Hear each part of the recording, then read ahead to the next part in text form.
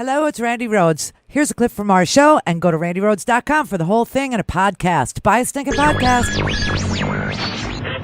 Mary had a little man. The fall. We believe that all men are created equal. To the magnificent mosaic that is America. From radio beacon to radio beacon. I have a dream today. Change has come to America. Believe me. Knock, knock. Who's there? It's a figment of your imagination. Randi Rhodes Show. Turn up your mind. Hit two Saudi Aramco oil facilities, triggering large explosions. Yemen's Houthi rebels have claimed responsibility. The attacks come just days after the kingdom said the state-owned oil giant's much-anticipated stock listing would happen very soon. Saudi Arabia's Interior Ministry says one attack happened at the Aramco site at Abqaiq in the country's eastern province. The company says the Abqaiq processing plant is the largest crude oil stabilization plant in the world. It's estimated it can process up to 7 million barrels of crude oil a day. The other attack was at Khurais, about 150 kilometers northeast of Riyadh. The fires are said to be contained. Okay, there's a lot today. A lot today. So we've got an attack on the Saudi oil production facilities and refineries.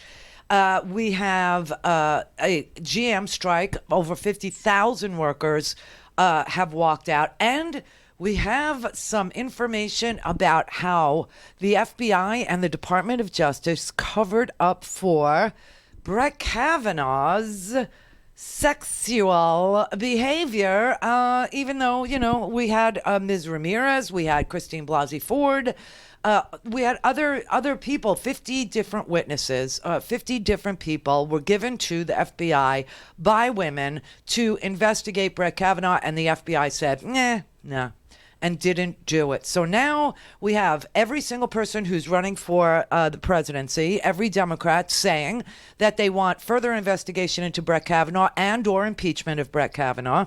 And here we are with the president tweeting about, what to do about, this attack on the Saudis. And he's tweeting out, don't worry, we're locked and loaded. We're waiting for the Saudis, for the kingdom. The kingdom, everybody. The kingdom is going to let us know who they think did this to them, and then we will respond on their behest. The kingdom, where, by the way, protesting will get you beheaded. The kingdom, this bastion of freedom, the very first place that the president decided to visit. Most presidents would go to one of two of our largest trading partners, like, Canada or Mexico. But oh no, this president's first trip as president was to Riyadh to praise them for this, twisted, religious society that they have, where the vice and virtue police will follow you around and make sure you can't see anything but the slits of women's eyeballs. I mean, really, I am so... Listen, last week he said, there was a peace plan with the Taliban, and then, the Taliban had the nerve to attack, the other group in Iraq, the Afghan army, and one of our soldiers was killed in the crossfire. And he's shocked, I tell you, shocked. So now he tweets out that the secret talks with the Taliban, right outside New York and Camp David, are canceled, so we don't have any secrets anymore. And we don't have any talks anymore with the freaking Taliban in Afghanistan, where we've been for 18 long years. President says, I was against, going into the Middle East. And then over the weekend, he's tweeting, we're locked and loaded and ready to go into the Middle East at the behest of the freaking Saudis, who, by the way, were the people who attacked us on September 11th, 2001, the commemoration of which was last week. I mean, you have a president who lies about the weather. Just let that sit with you. A president who lies about the number of deaths in Puerto Rico as a result of an act of God, as a result of a hurricane. He said 16 people, 3,000 people. You have a president who cancels a trip to Denmark because he finds out that Greenland is not for sale. You have a president who says video games are responsible for mass shootings, and or mental illness, and we really ought to open up institutions again. You have a president who denies that climate change is real and suggests that it's a hoax perpetrated by the Chinese. He says that with regard to the Chinese, trade wars are good and easy to win. The Fed is what's wrong with our economy, not his stupid trade wars, and that he didn't know Jeffrey Epstein. He didn't know him. Now, also, the press is the enemy of the people, and so is the Fed, his handpicked chairman, Jerome Powell. What? And now he's tweeting that we're locked and loaded and pointed at what? Iran? Are you freaking kidding me? Oh, John Bolton must be saying, see, I told you so. See, I told you so. I mean, this is crazy. This is absolutely ridiculous. Mike Pompeo was the first out of the gate. He blamed Iran right away and, blah, blah, blah. This, caused the... Listen, if Congress doesn't understand that it is only their duty to declare war, I swear to God, you're going to have to use your ability to protest before it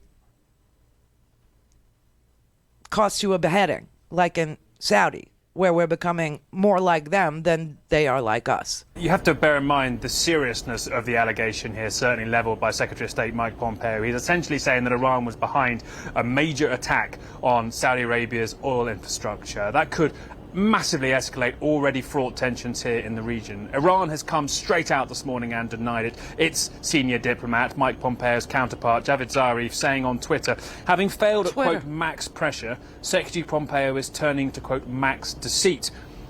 Referring to maximum pressure being the policy the US has been maintaining against Iran since it got out of the nuclear deal hatched by Barack Obama and began reinstalling sanctions. Zarif goes on to say the US and its clients are stuck in Yemen because of the illusion that weapon superiority will lead to military victory. He's referring to how Saudi Arabia, a US ally, and a government in Yemen is fighting the Yemeni Houthi rebels who are accused of launching these drone strikes and accept themselves. They say they took responsibility for launching these 10 drones that they say carried out the attack. He goes on to say, blaming Iran won't end disaster, accepting our April 2015 proposal to end the war and begin talks May. He's referring again to the nuclear deal there. Iran's been saying, look, let's get back to talking, but you have to ease sanctions against Iran first. I've got to point out to you the technicalities of these allegations here now. It is a startlingly dangerous moment we're at here in the Middle East, certainly. Saudi Arabia and Iran, long-term adversaries here who've been sparring over the past years